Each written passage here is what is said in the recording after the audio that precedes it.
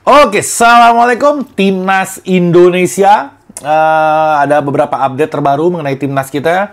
Ada tentang peringkat FIFA, kabar terbaru oleh Romeni juga. Yang ini agak sedikit unik. Ada permintaan maaf dari yang nyidrain dia. Nanti gue mau bahas di sini kenapa sampai dia minta maaf. Terus ada calon lawan kita juga di round 4. Gue udah bikin beberapa listnya. Mungkin ini akan gue bagi jadi 2 part. Nanti yang selanjutnya setelah video ini gue bakal bahas yang U23-nya. Karena ini menarik banget. Piala AFF di depan mata. Persiapan kualifikasi Piala Asia juga di depan mata juga. Jadi kalian yang belum subscribe, lo subscribe dulu. Karena gue akan upload terus tentang Timnas Indonesia. Terus yang belum sholat. Jadi kapanpun kalian nonton. Misalkan nonton di zuhur, asar, maghrib, atau kapanpun video ini nanti muncul, terus kalian nonton, utamain sholatnya dulu. Jadi lo tinggalin video gue, lo skip video gue, di pause maksud gue videonya, terus lo sholat dulu, setelah itu baru lo santai nonton gue. Gue sekali lagi mengingatkan, gue nggak mau jadi penghalang kalian untuk melakukan kewajiban kalian ditunda gara-gara gue. Gue nggak mau dapat kebagian dosanya. Jadi justru dengan video ini gue pengen gue bisa mendapatkan amal jariah dengan mengingatkan kalian ya paling nggak sholat, karena sholat awal mulanya untuk kebaikan kalian dulu. Oke. Oleh Romeni kemarin di Piala Presidenan dia mainnya cukup bagus banget, bahkan nyetak gol juga yang dia selebrasi ikonik juga yang sekarang jadi viral itu selebrasinya.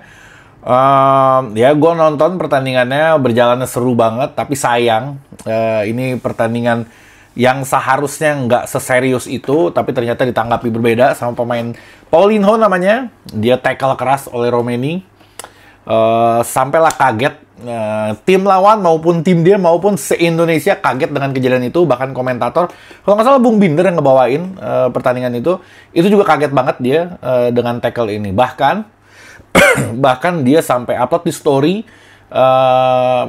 kata si oleh Romeni, walaupun dihapus story-nya yang gue munculin nih. Walaupun dihapus, dia bilang nih kayak jokes gitu. Kenapa sampai tackle sekeras itu nggak dapat kartu merah. Tapi gue heran kenapa tiba-tiba story-nya dihapus dan diganti sama dia dengan story yang baru. Nah ini story yang mengucapkan ya kayak terima kasih dan segala macam lah. Gue nggak tahu deh. Dia dihapus apa ada yang negor, apa ada yang mengingatkan, atau dianggap nanti mencoreng piala kepresidenan ini, atau apa gue nggak tahu. Tapi anehnya seperti terbungkam apa yang sebenarnya wajar aja dia ngepost story kayak gitu menurut gue. Jadi itu bentuk kekecewaan dia, dan Indonesia sangat amat memperhatikan permasalahan ini gitu. Dan akhirnya efeknya itu si Paulinho ini diserang hajar abis sama netizen Indonesia. Lo tahu sendiri kayak gimana ya, orang-orang kita sakit jiwa aja. Dihajar sampai gue terakhir ngelihat ada 30 atau 40 ribu komentar di Instagramnya si Paulinho ini. Sampai akhirnya dia nonaktifin Instagramnya. Akhirnya besoknya dia bilang dia nggak bisa tidur malamnya. Dia bawa translator, dia ketemu sama asisten pelatihnya dari Oxford. Dia minta maaf segala macem. Dia bilang gue kepikiran, gue stres apa segala macem. Jadi gue berinisiatif untuk minta maaf. Ya bagi gue sih nggak inisiatif minta maaf ya. Dia kayaknya udah karena dihajar se-Indonesia. Agak kaget juga dia. Akhirnya mungkin untuk menenangkan suasana, dia berusaha untuk minta maaf gitu. Jadi ya ini aset. Cuman bagi gue agak berlebihan juga ya. Memang di dalam sepak bola, bahkan diakuin sama si asisten pelatihnya juga. Ya namanya sepak bola tuh ada kayak gini gitu. Itu hal yang biasa dia bilang. Ya lo tackle apa segala macam ya namanya juga main bola gitu. Cuman ditanggapi berbeda sama gue juga ikut gahar, gue ikut kesel juga. Kenapa lu seserius itu lo tackle nih aset bangsa kita nih. Ini striker andalan kita, total dia udah nyetak 3 gol di timnas Indonesia. Terus kok bisa-bisanya lo hajar mungkin si Paulinho nggak tahu kalau ini pemain timnas, mungkin aja. Dia nggak tahu, dia hajar, mungkin dia caper sama yang lagi dapat sorotan banyak ini pertandingan luar negeri atau segala macam, timnya dari Inggris ya, mungkin dia agak sedikit overreact, dia tackle keras. Nah itu berakibat buruk banget karena kita juga sebentar lagi di bulan September mau ada pertandingan yang mana oleh Romeni ini sangat kita butuhin, sangat kita andelin. Jadi ya wajar-wajar aja kalau kita shock banget gitu. Tapi alhamdulillahnya sepertinya cederanya nggak yang serius-serius amat. Walaupun oke lah dia digips segala macam, dia pakai kaki robot. Tapi sepertinya maksimal 1 bulan tuh dia udah pulih sih sebenarnya. Kalau ngelihat dari laporan medisnya. Jadi ada yang bilang 2 minggu, ada yang bilang 3 minggu, tapi kemungkinan besar pahit-pahitnya 1 bulan dia udah pulih lagi. Nah, di bulan September ini, tanggal apa nih? Oktober mau ada pertandingan, September nanti ada uji coba. Jadi Oktober kan round 4-nya, di September itu ada uji coba tanggal 9 sampai tanggal 9. Tanggal 1 dan tanggal 9 September ada uji coba, friendly match. Itu lawannya, lawan Libanon dan lawan Kuwait. Tentu kita mesti taruh pemain-pemain utama kita karena itu menghadapi nanti round 4-nya.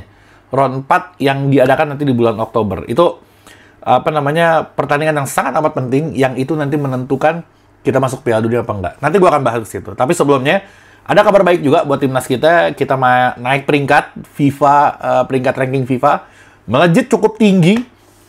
Ada sekitar berapa peringkat lah kita naik. Sekarang dari 123 peringkat kita, nah sekarang ada di 118.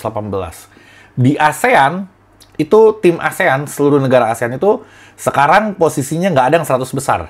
Jadi urutannya itu kita sekarang ketiga untuk peringkat FIFA yang ada di ASEAN.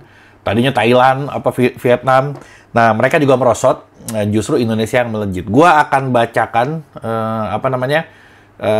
peringkat-peringkat FIFA yang ada di negara ASEAN. Bahkan nanti di round 4 pun itu dari semua timnya ya kita yang paling rendah untuk peringkat FIFA-nya. Nanti gua akan sampai ke situ.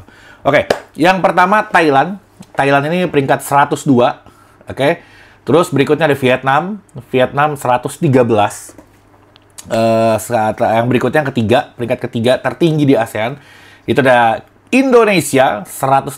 Tadinya kan kita sama Thailand, Vietnam ini kan jauh banget gitu. Nah, sekarang udah mah kitanya naik, dianya turun. Jadi semakin dekat. Kita cuma selisih 5 poin sama si Vietnam, 5 angka 5 ranking. Sama Thailand ya cukup lumayan jauh lah. Tapi intinya gitu, Thailand 102, Vietnam 113, Indonesia 118, di bawah kita ada Malaysia 125, jauh juga dia sama kita sekarang akhirnya. Terus ada Filipina 145, setelah itu Singapura 159, mungkin ini catatan gue ntar gue capture, gue taruh di layar lah biar kalian bisa sambil lihat. Terus Singapura 159, ada Myanmar 160, ada Kamboja 180, ada Brunei 183, Laos 185, dan Timor Leste terakhir 195 Timor Leste-nya. Oke, di round 4 selain kesempatan kita untuk masuk ke Piala Dunia, walaupun agak berat sebenarnya gue lihat ya kalau misalkan dari kecurangan-kecurangan yang dilakukan sama tim-tim dari Arab ini, ya kita bisa, tapi agak sedikit berat kalau gue menilainya seperti itu. Oke, ini juga selain kita targetnya lolos Piala Dunia dan ini memperbaiki ranking FIFA juga. Kalau misalkan kita bisa menang di pertandingan ini, kita masuk Piala Dunia, itu kita bisa 100 besar langsung. Kalau hitung-hitungan poinnya, kita bisa masuk ke mungkin 100 besar peringkat FIFA. Yang ini sejarah banget buat kita. Sulit banget masuk ke 100 besar itu. Ada kemungkinan kita bisa sampai ke sana. Dan poin plusnya, poin bonusnya itu kita ya masuk Piala Dunia. Jadi penting banget. Calon lawannya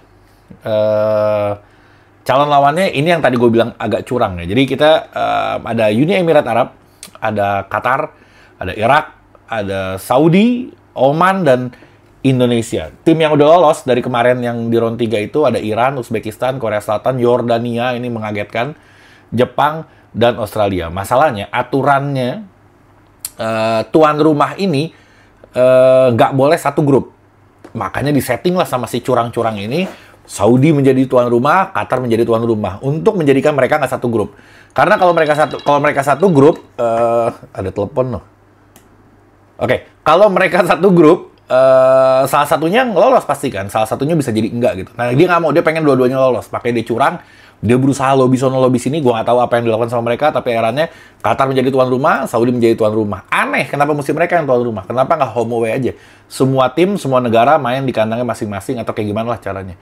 Nah, kalau misalkan Saudi Qatar, berarti banyak banget yang dapat keuntungannya. Kalau Qatar away ke Saudi atau Saudi away ke Qatar, mereka kayak rasanya kayak tuan rumah juga gitu. Karena cuman seukur naik mobil 3 jam, kalau nggak salah 4 jam, 3 jam, itu udah sampai negaranya. Indonesia jauh banget, mesti ke sana, mesti terbang.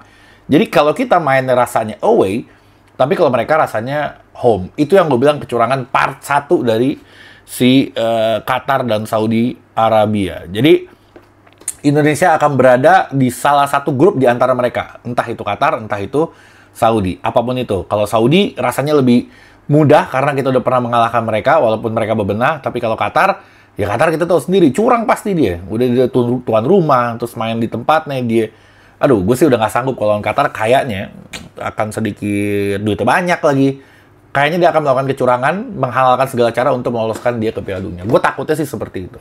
Oke? Terus kita bisa lagi satu grup antara Irak dan Uni Emirat Arab. Antara keduanya aja. Kalau nggak Irak ya Uni Emirat Arab. Misalkan kita sama Saudi sama Irak. Atau kita sama Saudi sama Uni Emirat Arab. Ataupun kita dengan Qatar. Begitu juga sama polanya. Terus Oman. Oman tuh kayaknya sama bareng sama kita. Jadi apa namanya, ya entahlah pilihannya. Kalau nggak Qatar, Irak. Kalau nggak Saudi, apa namanya, Uni Emirat Arab. Pokoknya kotak-katiknya seperti itu. Jadi belum ada grupnya juga belum dirilis, belum ada iniannya, undiannya. Perlu dikhawatirkan gitu untuk grup-grup ini karena cenderung akan ada kecurangan. Itu yang gue khawatirin banget sih. Terus yang tadi gue bilang bisa jadi Indonesia, Irak, Oman atau Saudi, Indonesia, UEA sama Oman. Ini kalau gue lebih milih kita satu grup sama Saudi, kita grup sama Uni Emirat Arab, dan kita satu grup sama Oman. Kayaknya lebih mudah dibanding kita lawan Irak. Lawan Irak itu beda, agak sedikit ngeri itu. Nah, lo pilih coba mau yang mana menurut lo, kira-kira aja. Kira-kira kalau peluang kita lolos nanti ke Piala Dunia lewat round 4 ini, harusnya kita satu grup dengan siapa aja? Kalau Saudi, Qatar kan udah pasti itu. Nah, sisanya nih, coba lo komen di bawah, gue pengen tahu.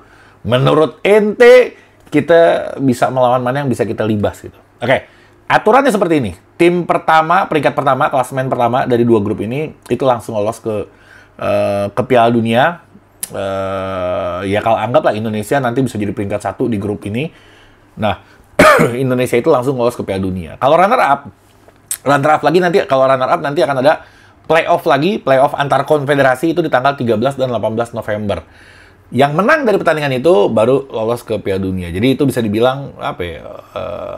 Mungkin round 5 kali. Oke? Coba lo komen aja di bawah. Menurut lo kira-kira peluang kita kalau satu grup dengan ini gimana? Peluang kita kalau satu grup dengan ini gimana? Dan lo memprediksi aja gitu.